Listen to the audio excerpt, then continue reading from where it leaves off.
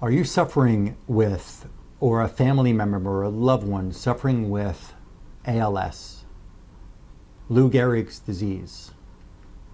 I'm going to share with you in this video a whole different outlook, a whole different point of view on what the underlying causes of a very life-threatening condition like ALS, Lou Gehrig's disease, what these hidden underlying causes of the disease are.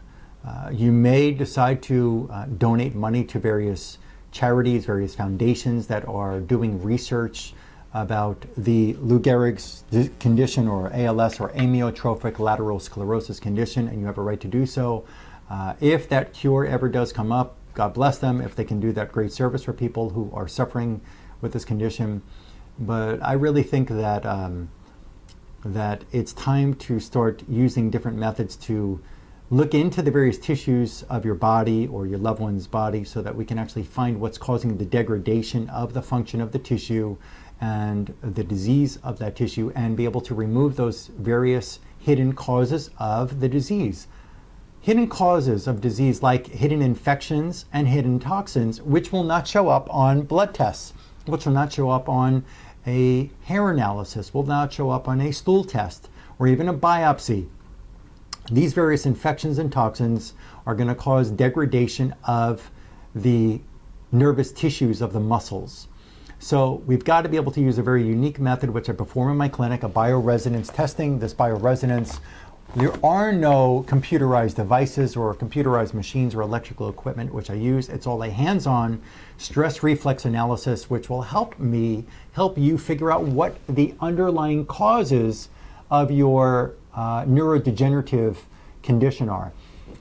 Also, what helps me pinpoint which infections and toxins, well, really, let's go with the infections point of view, which ones to go to first.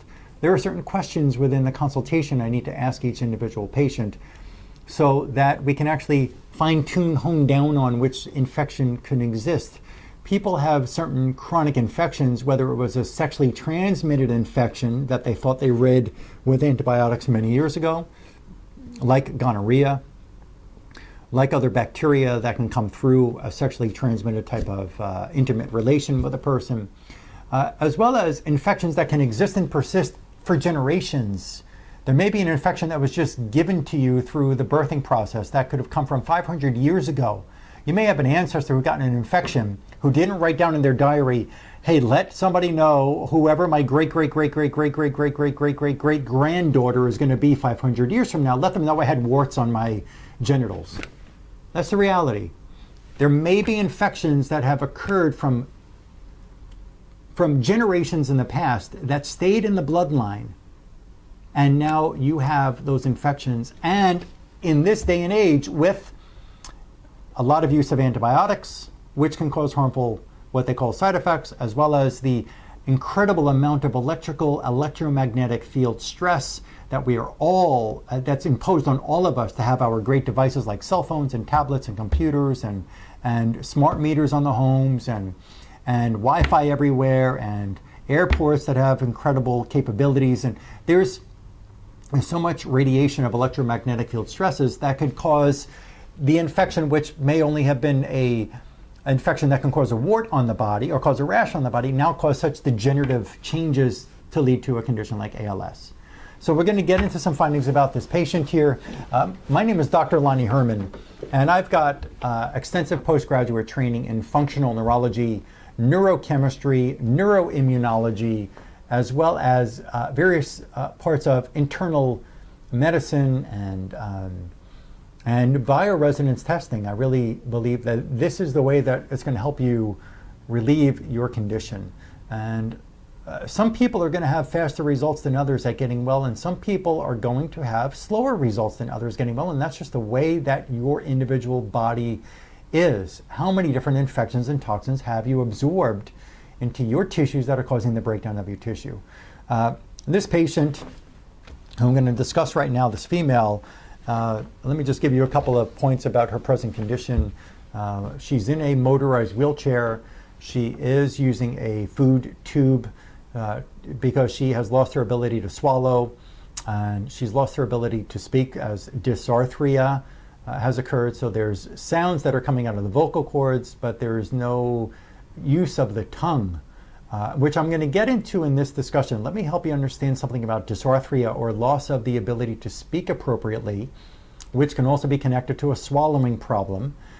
When it comes to loss of ability to speak, and before I get into the rest of her present state and the exam findings, let me just discuss something first about speech.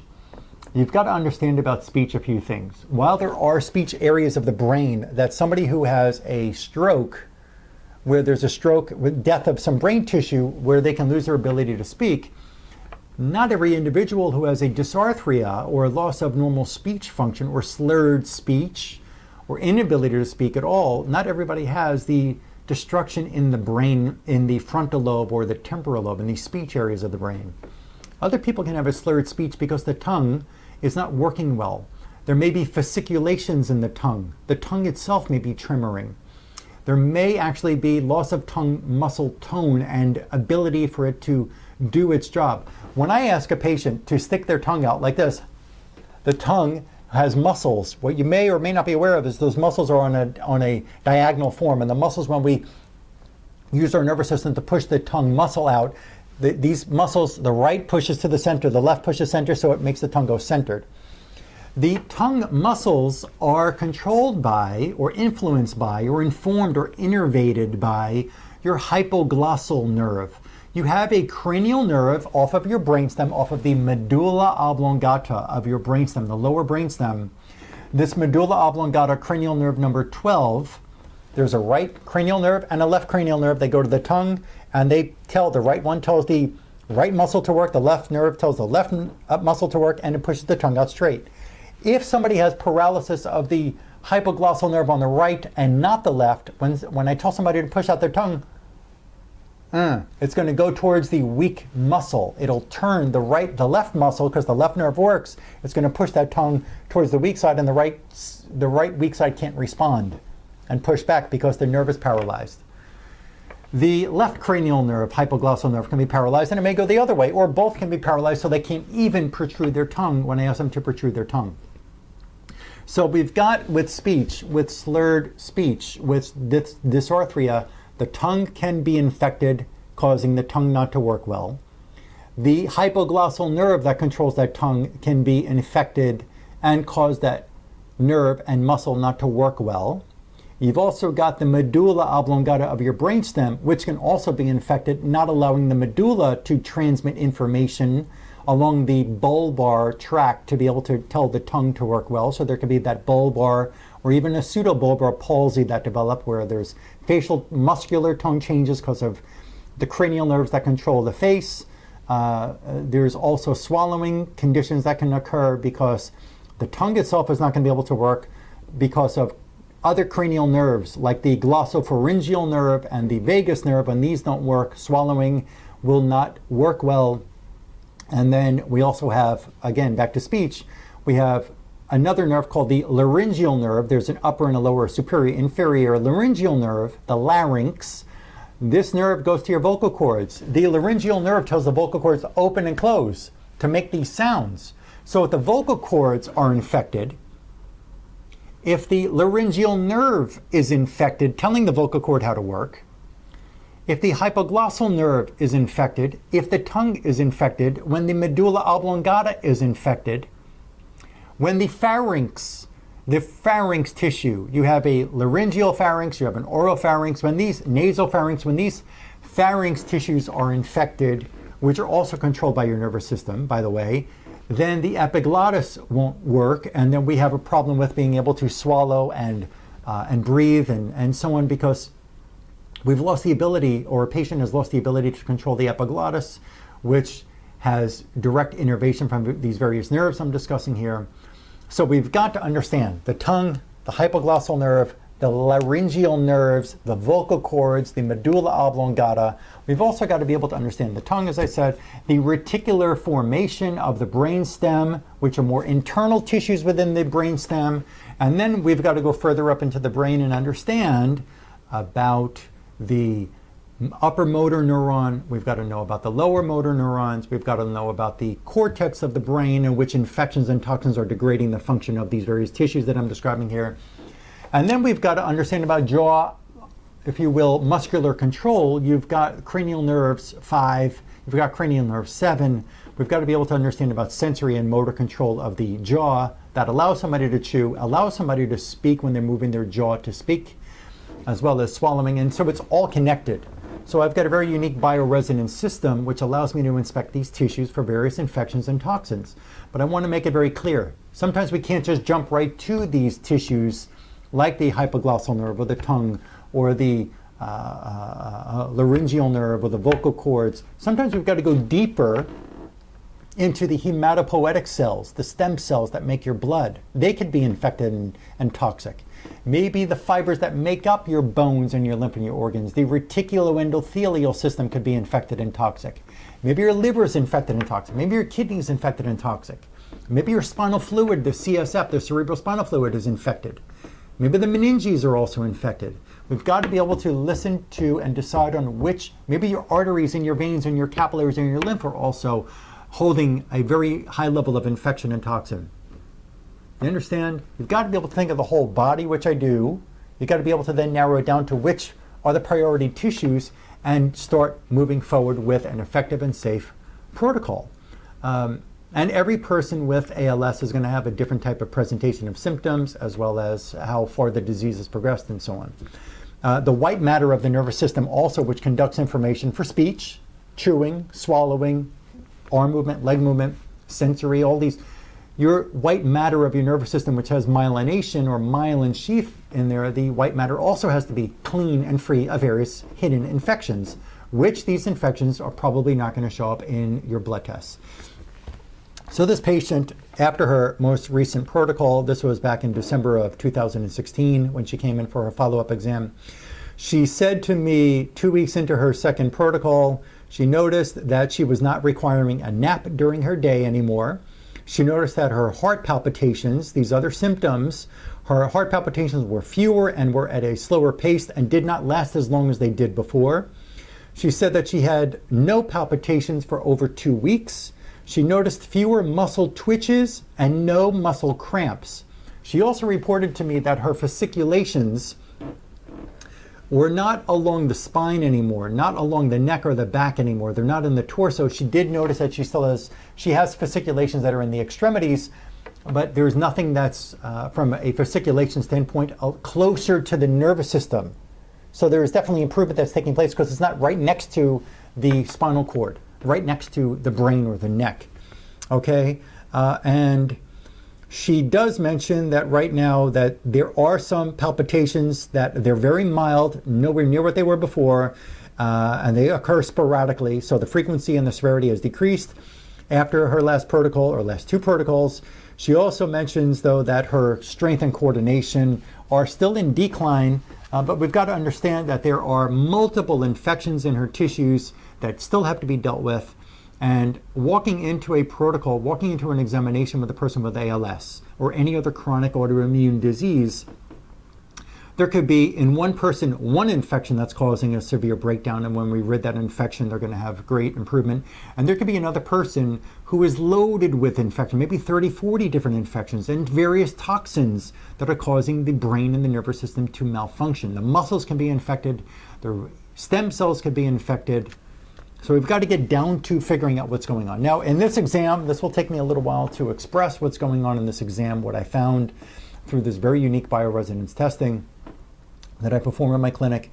But understand that when these tissues are infected, they can't work well, and the immune system is going to do its job and attack where these infections are, because the infections can degrade your function.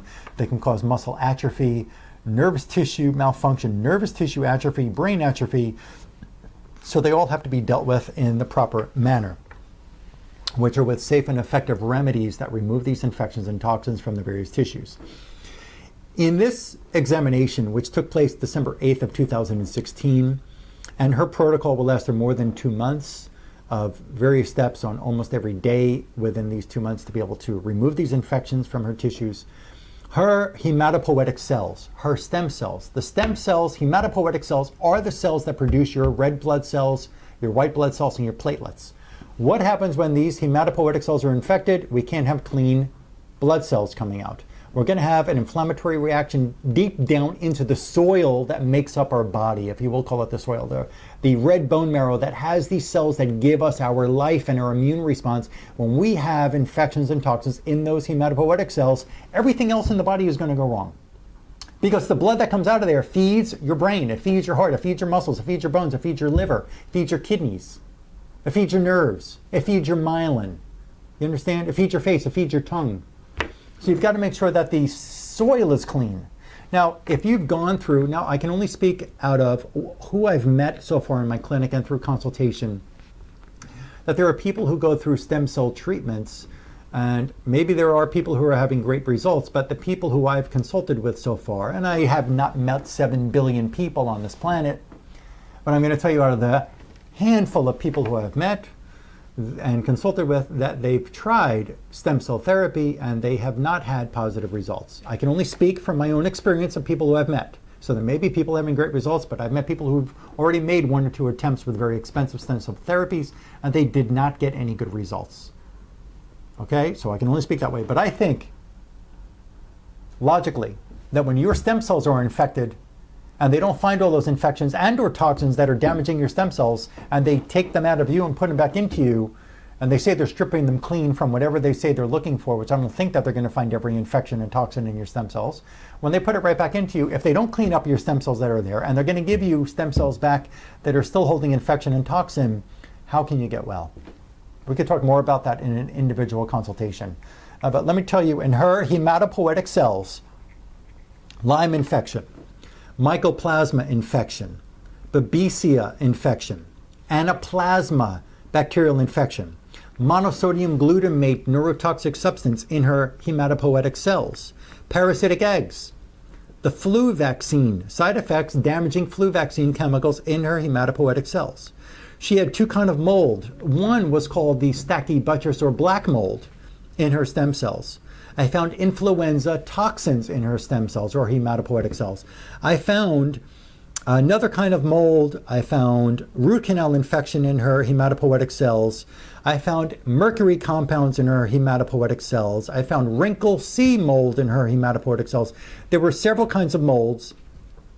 There was rickettsia infection in her hematopoietic cells, Ehrlichia infection, Bartonella infection, DDT insecticide poisoning in her hematopoietic cells, as well as Filariasis infection damaging her hematopoietic cells. How can the body function well when those hematopoietic or blood production cells, when those cells that produce your blood, white and red blood cells and platelets, how can the body function normal? It can't. Breakdown can begin in your body when the soil is so polluted. The next most diseased tissue on this day in this patient, her red blood cells, also infected with this harmful filariasis infection. Her motor neurons infected with filariasis, damaging side effects from the flu vaccine, mycoplasma, Lyme infection, damaging her motor neuron. Her smooth muscle, which makes up a good part of the body and organs, mycoplasma bacteria infection, damaging, degrading the ability of these muscles to work well, causing systemic inflammation through an immune response against the muscles, Lyme infection also in the smooth muscles. Back to the speech discussion I gave earlier about dysarthria. And we've already in previous protocols worked on her vocal cords. It's just not enough because they still have more infections on the vocal cords as well as in the nerve to the vocal cords. There's more to it than just cleaning up one infection that could be there. It's not all just a strep throat that people get. Her upper and lower laryngeal nerve infected with rickettsia and Lyme infection. Rickettsia and Lyme infection. I found in her reticular formation. Again, part of speech comes from this reticular formation. Pain reduction from the reticular formation.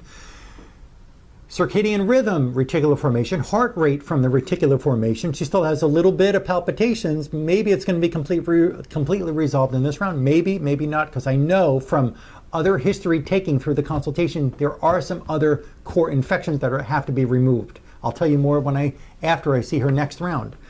Her reticular formation infected with mycoplasma, with rickettsia, with root canal infectious disease, with DDT insecticide poison, damaging her reticular formation. Heart rate is controlled by the reticular formation in part. When that part is infected and diseased, the heart rate can't be well. Her cerebellum infected with mycoplasma. The cerebellum is the first motor control starting point for the brain. It starts here and tells the body how to work through other motor control signals that go through the brain. So we've got some motor muscular control of the neck and the back through that cerebellum. We've got to be able to look into that and make sure it's clean. Her pia mater, the closest layer of the meninges to the brain and spinal cord, infected with mold. The hypoglossal nerve that tells the tongue how to work, infected with Lyme infection. Her vocal cords infected with mycoplasma. Her medulla, where the hypoglossal nerve to the tongue, that medulla oblongata, infected with mycoplasma. Her premotor cortex of her brain infected with mycoplasma. The sacral plexus, which tells part of the leg how to work, the sacral plexus, part of the bladder control. Part of the bladder control, she has incontinence. She also has to wear a pad. The sacral plexus is one of two nerves that I've got to inspect. The other is the hypoglossal nerve. These go to the bladder.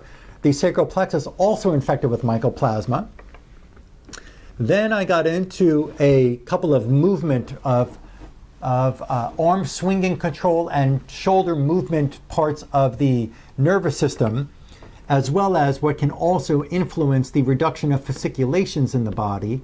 There's the area called the globus pallidus in the brain. I'll put the information on the side here. The name globus pallidus, look it up. The globus pallidus helps to reduce involuntary muscle control, control or loss of control of certain muscle tone in the body.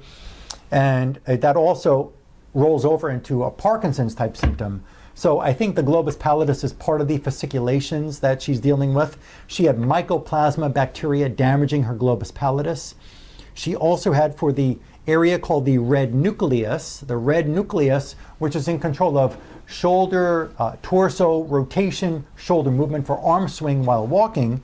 The red nucleus also infected with a high level of mycoplasma bacteria. This is the kind of evaluation that we need to do to be able to figure out with precision which infections and which toxins exist in which specific tissues. I have a very strong feeling that this patient has, from the consultation I've done with her, that there are other infections. I won't name those right now, but I will after I do the next exam with her. The healing from these remedies that I'm prescribing her, the remedies are removing these infections and toxins from the specific tissues where they're programmed to go. Weakness can develop in the body because of the remedy, because the body's going to use so much of its own energy to rid the infection from the specific tissue. You've got to clean out your soil. You've got to clean out your bone marrow. You've got to clean out your nervous system. Your body is the only body that's going to heal itself. But once you can find the hidden infections and toxins that are causing the degradation of the function of your body. There are times that people witness weakness of the muscles or even further weakness of the speech. There are times where people have deep-rooted chemical exposure, like from the Cipro antibiotic or Levaquin or Avelox or Flagyl, that's inside their tissues that has to be dealt with first. Sometimes that's just the case. And sometimes they're not going to witness, I feel stronger. I actually feel weaker, Dr. Herman. Well, hey, that's just the way that body is going to have to, the way that it's dealing with, it's got to clean itself up. Sometimes, unfortunately, but fortunately, because we're cleaning you out, that has to occur cleaning. If I asked you to go clean 30 cars in one day, wash, wax, armor roll, vacuum, and clean, and Windex, and armor roll the tires and all that, if you had only 24 hours to accomplish it, I think you'd be pretty tired, exhausted, and aggravated by the end of the day if you could even get that job done. Well, you're going through a major detoxification and cleansing of your various tissues. You can actually experience weakening before your body gets stronger. So sometimes that is the case. Share this information with just one friend. Share it. Let them make their decision if they want to be able to start to unravel their own chronic disease. Sometimes it works pretty fast, and sometimes it's going to be a slower change. Go back and listen to the beginning where I talked about the dysarthria. Listen to those various tissues that have to be inspected, because the tongue has to be controlled. The swallowing has to be controlled. You've got to be able to look at the specific individual tissues and find out what's driving them to not work well. It's not just a motor neuron disease. You've got to think bigger, grander of the various tissues that can be causing the breakdown of your functions in your body. Share this video with just one friend. Like my Facebook page. I put up useful information there on a pretty regular basis. There's a lot of information that you can go through all my posts and read of other useful posts that I put up there about chronic disease and how we can help you fix yourself. Also, please go to my Instagram. I put up useful information there as well. You can subscribe to my YouTube channel and be the first to hear when I put up useful information through video form. Like this video if you like what you're hearing, as well as contact my clinic for your consultation and your unique examination with me. The phone number here is 954-370-3100. That's 954-370-3100. You can also email my clinic assistant. She's very happy to help you arrange your appointments. The email is also on the screen. Fortunately, we have this kind of work to be able to investigate your body and start to help you turn your body around. Unfortunately, insurance companies, they don't recognize this kind of work. They do recognize medications. They don't recognize this kind of work. So the insurance company is not going to help you with this. This is more of investing in yourself.